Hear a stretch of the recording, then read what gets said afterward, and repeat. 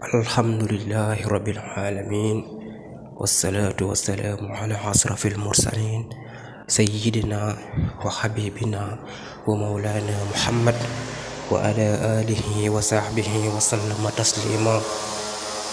Assalamu alaikum wa rahmatullahi ta'ala wa barakatuhu. Chers frères et sœurs, votre chaîne Secret Zahir ak Batin revient aujourd'hui pour vous présenter une vidéo qui va parler de comment faire la prière de Aïd al-Fitr à la maison, Inch'Allah. Mais avant cela, je vous demande d'abonner à cette chaîne, d'aimer la vidéo et de la partager. Chers frères et sœurs, à cause de la maladie du coronavirus, il y a toujours des pays ou bien des quartiers où on a fermé leurs mosquées. Raison pour laquelle, chers frères et sœurs, je partage avec vous aujourd'hui cette vidéo pour comprendre comment faire la prière de Aïd el-Fitr à la maison. Chers frères et sœurs, cette prière, vous le faites le matin entre 8h et midi. Voici comment il faut le faire. Il faut prononcer l'intention d'accomplir les 2 rakas de l'Aïd el-Fitr en commençant par le takbir d'entrée en rituel, c'est-à-dire la parole de Allahu Akbar, suivi des 6 autres takbir, c'est-à-dire vous allez commencer par dire Allahu Akbar, c'est-à-dire c'est le takbir d'entrée en rituel. Maintenant, voilà, après vous allez dire Allahu Akbar, Allahu Akbar, Allahu Akbar, Allahu Akbar, 6 fois. 6 fois, sans compter le premier takbir. Ensuite, vous récitez à haute voix la sourate Fatiha, suivie de la sourate Sabbihisma Rabbika.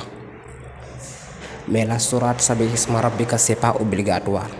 On l'a juste recommandé. Mais vous pouvez réciter la sourate Fatiha, suivie de la sourate de votre choix. Et vous continuez votre raka comme d'habitude. Et quand vous vous relevez pour la 2e raka, vous dites Allahu Akbar. Puis vous faites 5 autres takbir. C'est-à-dire, voilà, lorsque vous vous relevez, vous allez dire Allahu Akbar. Et après, vous allez dire encore Allahu Akbar, Allahu Akbar, Allahu Akbar, Allahu Akbar, Allahu Akbar, 5 fois. Sans compter le premier Allahu Akbar que vous avez dit lorsque vous vous relevez.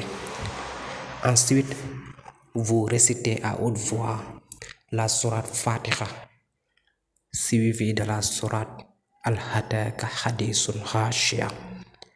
Mais comme d'habitude, cette sourate aussi, c'est pas obligatoire. On l'a juste recommandé, chers frères et sœurs. Donc vous pouvez réciter la sourate Fatiha, suivie de la sourate de votre choix. Et vous terminez votre prière comme d'habitude. Après le salam, c'est-à-dire après la salutation finale, vous faites votre doigt et puis c'est terminé. Je crois que voilà, vous avez bien compris ce que je vous ai expliqué. Mbokk yi, ñu ngi nuyu ku nekk ci turam ak santam di leen wax seen chaîne Secret Zahir ak Batin ñëwaat na tey indi leen beneen vidéo bu bees. Tey nag vidéo bu ñu leen indil dañ leen bëggoon woon juste nan la ñuy defee julli korité ci biir kër yi, parce que gis nañ ni am na ay dëkk yoo xamante ni ba tey ñu ngi tëj seen jàkka yi, wala boog benn dëkk boo xamante ni ci biir dëkk bi ci ay koñe, ci yenn koñe tamit dañoo tëj seen jàkka yi ba tey. Moo taxoon ma bëggoon leen indil benn vidéo ngir partager ko ak yéen ci nan la ñuy julli korité ci biir kër yi, Inch'Allah.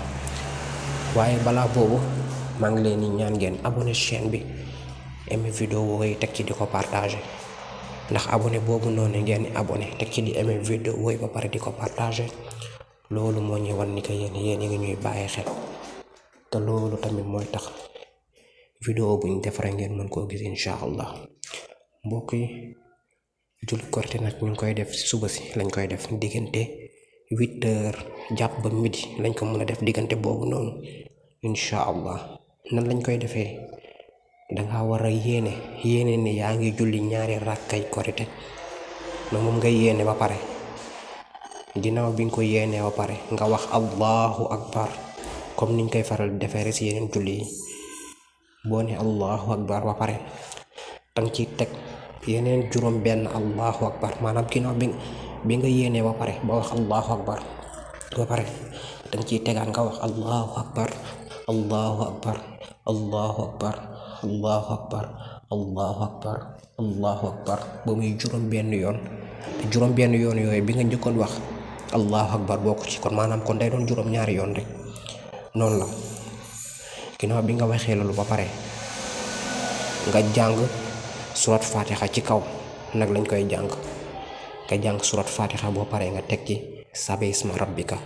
waaye sabi isma rabbika nekkul ni danga ko war a jàng par force, déedéet dañ ko wax noonu rek. waaye bu la neexee nga jàng surat fatiha teg ci saar bu la neex. boo paree nga kon ni sa julli comme niñ koy faral def yeneen julli rek, mooy ruqoo sëgg siggi yooyu. boo paree nga taxawaat. booy jug di taxaw dangay wax allahu akbar tamit comme yeneen julli rek. boo jug di taxaw dangay wax allahu akbar.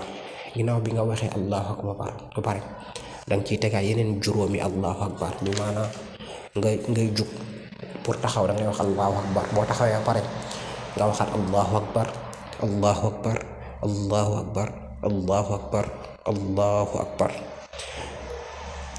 boo paree nga jàng surat fatiha ci kaw. surat fatiha boo paree nga teg ci alhataka xadisun xaashiya. surat alhataka xadisun xaashiya nga teg ko ci.